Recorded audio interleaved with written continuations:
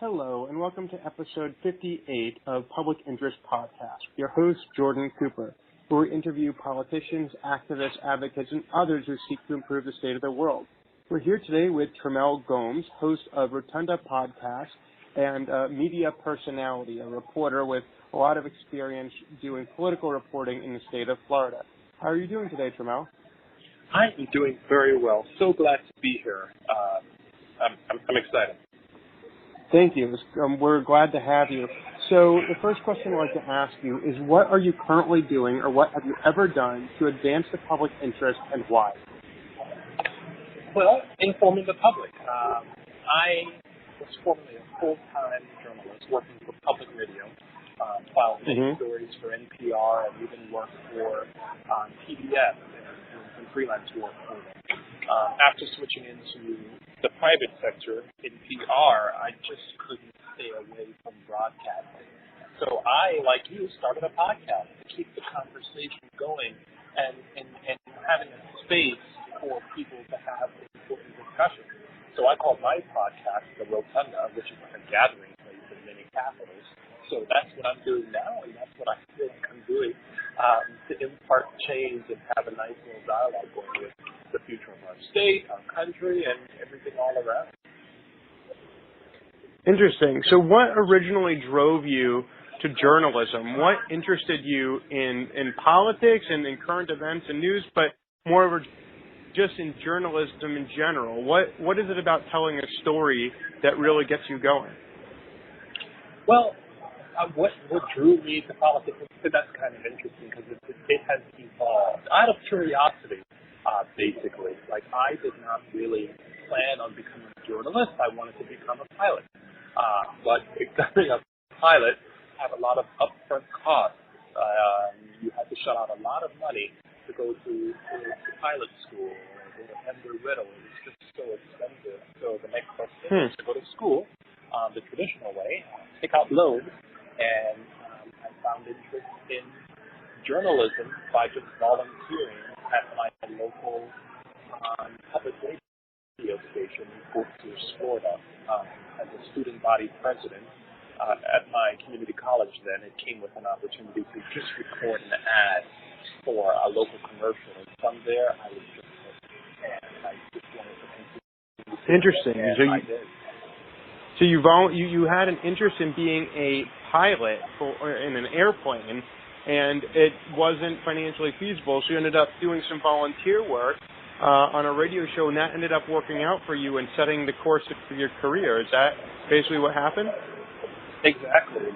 Just going in, I used to volunteer on the weekends, going in and read to those who were unable to through the radio reading service on public radio. Like we would basically go in on the weekends and read newspapers, and they would have a receiver at their home, so on and so forth. So from there, I was like, where do I go to pursue this? Where can I go to do more? And they recommended the University of Florida, and I went there, and I went through their journalism program, and the rest is history.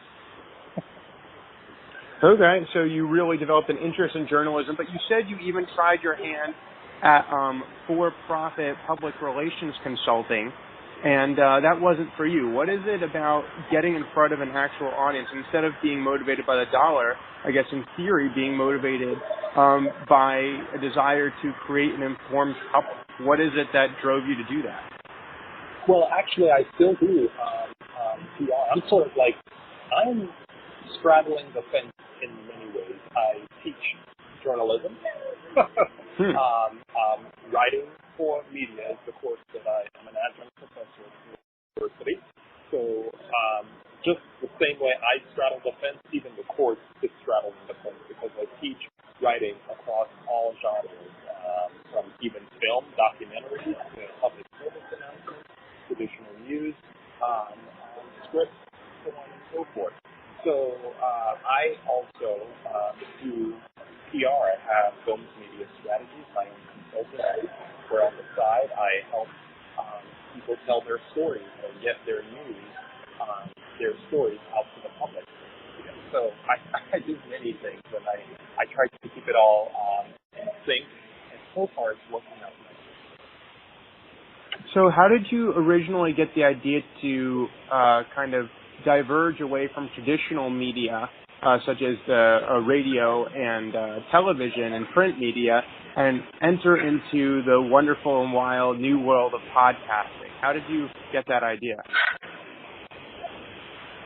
Well, first I saw the business was changing, and I've always been, while I was at public radio, I would see the world changing around me, news media, and I was in the day-to-day grind. I had to run the news team, my news staff. I was the news director at the time, and there was never enough time in the day to be creative, create your own, and so on and so forth. It was just basically feeding the beast.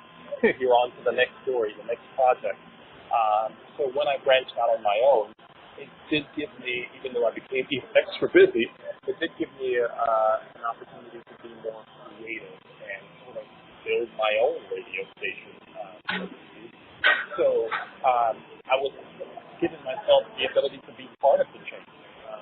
And then when I started my podcast, it was like the renaissance of podcasting, and everyone wanted to start a podcast. And for Florida, no one was doing what I was doing, and then there was a few that stepped up and started competing, and they realized how much work it took. There were novices, like, print background. Yeah. Like, we can do audio, radio, and stuff like that, and they saw it was really time-consuming. So I'm back to being one of the only podcasters in Florida that really covers politics in this way. So can you tell me a little bit about what has happened in the newsroom in Tallahassee, in the state capital of Florida? Have you seen an influx in reporters? Have you seen a decrease in amount of coverage and news personalities who are there on the ground reporting on state and local politics? What exactly has happened, and where does Rotunda Podcast fit in there? Well, what's happening is in newsrooms are shrinking. Traditional newsrooms are shrinking, and if they're not shrinking, the staff is being overworked, literally. They're being asked to do a lot more with less. Like, they're even being asked to start a podcast while doing their traditional reporting. They have to tweet, they have to post to Facebook, they have to do it all. And so, it's really taking a strain on the quality of the reporting, although it's like, it's reaching the audience where they are now. So we're in flux. The business is in flux, and hopefully it will adjust. So it's exciting to see the creative nature and seeing the shift happen in real time. But it's also a struggle to see them trying to keep up, and hopefully the revenue is there, and they're not chasing clickbait. So we're in an interesting time, and I hope it changes for the better and not for the worse. And I remain hopeful. So you mentioned that you're a professor of journalism, so I'm going to go out on a limb and ask you, presume that you know a little bit about the history of journalism, and ask you if today's, as you call it, podcast renaissance bears any similarities to the effect of radio on print media in the early 20th century, or television on radio and print media in the mid to late 20th century. There have been multiple instances of news being disrupted by new technology. How would you compare and contrast podcasting as a new medium of news to the disruptive influences of radio and television on previous news sources? Great question. And the audio is going in and out of it, but I think I've heard most of it. But podcasting isn't all that new. People think that it's new, but it's been around for a while. And it's just lately, in recent years, become more popular. It put a remix on it and has brought it back to life. Compare it to when we started watching TV. I don't think it was that revolutionary when we started watching TV, and then everyone would sit around for that evening news and get all of our information. To put it to where it is now, I compare it to nothing. Content on demand is how I describe it in our modern times. Like, the same way you would go and get your Netflix subscription and you watch what you want, this is what's happening with podcasts. So your niche. So when you talk about information on demand, I guess in light of the recent election, about which you've done numerous episodes, it seems as though social media, and also in the 2014 election and 2012 election, and elections just increasingly over time in the 21st century, you've seen an increasing influence of social media outlets and media connected to the internet influencing democracy. What would you say, and influencing election results, really? How would you say that online media and social media and various different new mediums have been impacting the health of our democracy? It has had a significant impact. We will be studying the 2016 election for some time, and in a way, these media companies, I know Facebook doesn't really like to call itself a journalism type platform, but people are sharing their news there. Even the way Google searches, what we're seeing actually are groupthink. People are in their own silos, and I'm sure you've been reading up on this as well. It's like we're all in our own bubbles, and the way the algorithms are set up, even for advertising, they show us what we are used to, what we've clicked on before, what we may be interested in, instead of giving us a full picture of everything around us. That is very scary.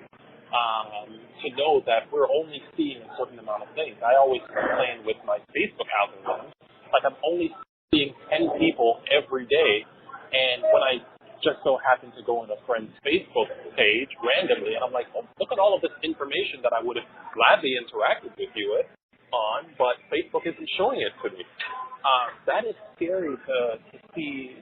We're all put into these islands of our bubble with the world as we thought we actually are. So I hope that changes as we go forward, and this election brings this eye-opening experience, because we were all shocked to see that, things were not going the way we thought it was based on what was said to us, the stuff that we were reading online, what our news media was feeding to us based on what they were getting. So it shows that we really need to open up our eyes and do things a lot differently, from the media companies to the way that we share information and interact and socialize with each other online.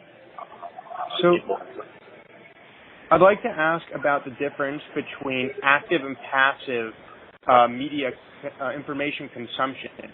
It sounds like what you're talking about, where somebody has friends on Facebook and there's a news feed, and that's where people are getting their information, and algorithms are determining what they're seeing.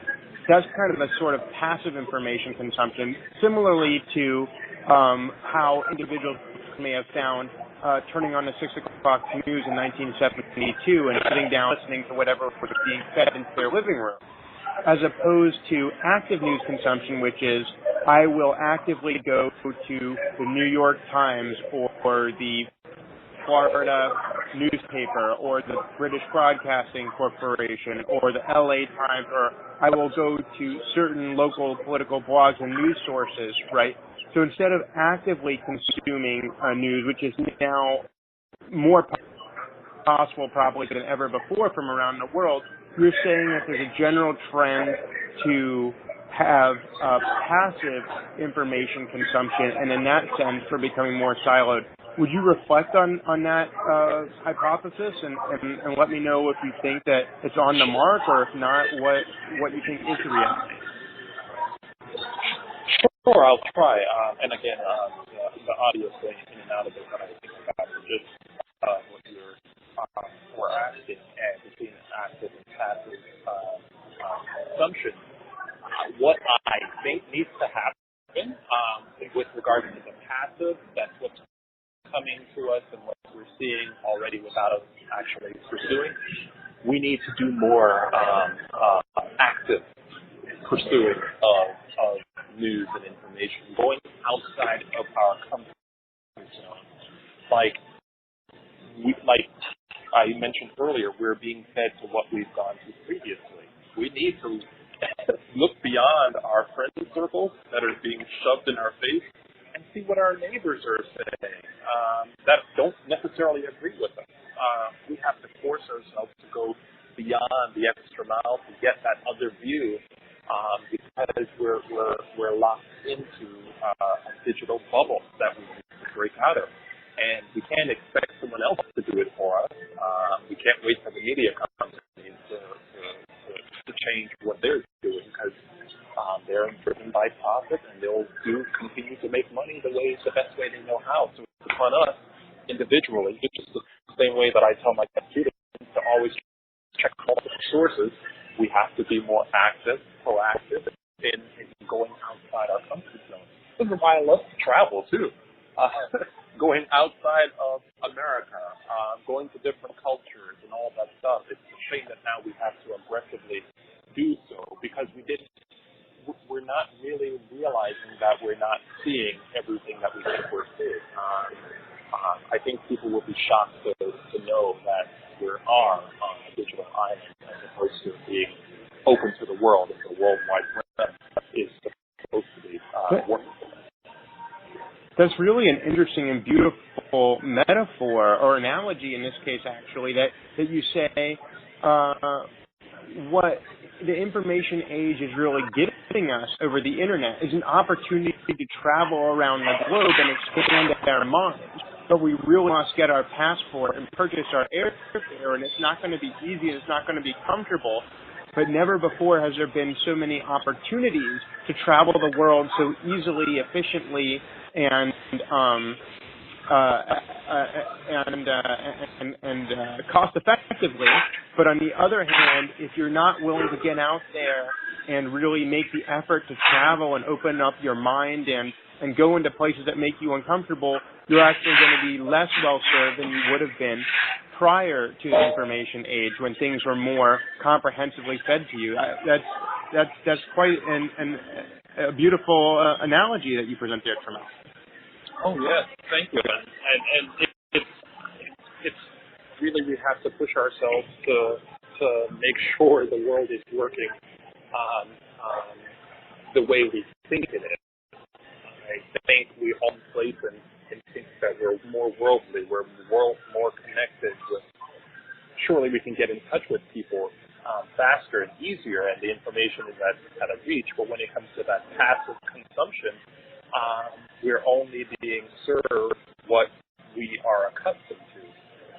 So this is why it takes a more proactive approach to what you mentioned earlier, for us to break out, have that digital passport, learn a new language, and see other news sources, and go really to the opposing view, beyond your comfort zone. If you're a liberal, see what the conservative is, what they are reading, and vice versa. Just go outside. I'd like to pivot back to the concrete example of Rotunda podcast, which you host. I wonder how, which you present generally as a news program. It's very well integrated. There's sound bites, there are interviews, there's music, there are updates about what's going on nationally and in Florida. It's very interesting and focused on state politics when so much of the national conversation is about national issues. So how is it that you try to present a balanced view, or do you even try to present a balanced view? What is your objective when you're creating the Rotunda podcast program, and how would you characterize that program in terms of its utility, its purpose, and its meaning for viewers, listeners? For the program, it's a program for everyone, and it basically sums up what we were talking about, creating that balance and allowing people to go outside their comfort zone. Everyone gets a seat at the table, and we get to hear their different points of view. So if there's a Republican, you hear from the Democrat, and likewise. And what I enjoy doing is even going the extra distance of having panel discussions. as opposed to just interviewing one person. I like to bring them both together. It eases up the work for me to have that discussion so they hear from each other and have that exchange of ideas and that conversation. So it's a meeting ground. It's a place to come together, share views. I keep it balanced. I strive to keep it balanced and transparent. I am outside of the world of the confines of following the strict journalism rules because it's just me. It's my program, but I don't feel that I should stray away from. I like to keep it I keep fair, balanced, and make sure all views are heard. So in light of the newsroom beneath the state capitol becoming less populated, while and almost potentially in response to that, you're creating this new medium for news consumption, I guess, how would you reflect upon your background as a journalist and why your podcast differs from other podcasts due to your professional experience in journalism? Many podcasts are not hosted by professional journalists and often do purport to present news, but again are not really presented by a credible journalist. What is it about your journalism background that differentiates Rotunda podcast from other podcasts that purport to present news but don't actually adhere to journalistic standards? Well, that experience of going through journalism practices and all the different ethics manuals and all of that stuff, I personally feel like if I'm walking into a potential conflict, I know what to avoid. If someone is asking me to do something on background and not like I've been in the business enough to know what's right, what's wrong, and it's always with interest to the public, with the guiding force that I carry. So I think my background has helped my podcast in that sense in making sure those standards are there. And I don't say this to restrict anyone from doing what they're doing, but ethics and stuff like that, it's basic. If you're going to host a program and you have someone on and they're expanding their view and you know that there is another side to it, that's not the full picture, like you just do what's common. You bring in that other voice into the picture and don't present it as if. You talk a little bit about your audience. Do you have a national audience? I mean, I'm sure it's so easy for, as we were speaking about, for the other side of the globe to be listening to this. Do you presume that your audience is generally composed of Floridians? Or is your audience generally political junkies who are looking for the nitty-gritty political news in Tallahassee? Who exactly are you speaking to, and who are you serving primarily by hosting this podcast? The audience is diverse, and I try to make it as diverse as possible. It's targeted, the program is targeted to politicos, politics. If you're a political nerd and interested in the process, this is the program for you. I interview lawmakers, statewide officials, and I track topical issues, what's trending. Have them come on in a more relaxed setting to talk about beyond the sound bites. Like, hey, let's make a discussion about the mess you were in last week that blew up the news cycle for the week.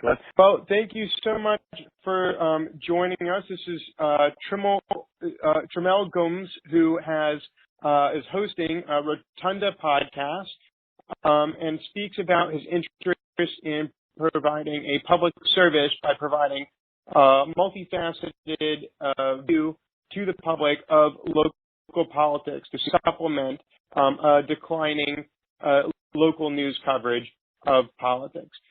This has been episode 58 of Public Interest Podcast with your host, Jordan Cooper, where we interview politicians, activists, advocates, and others who seek to improve the state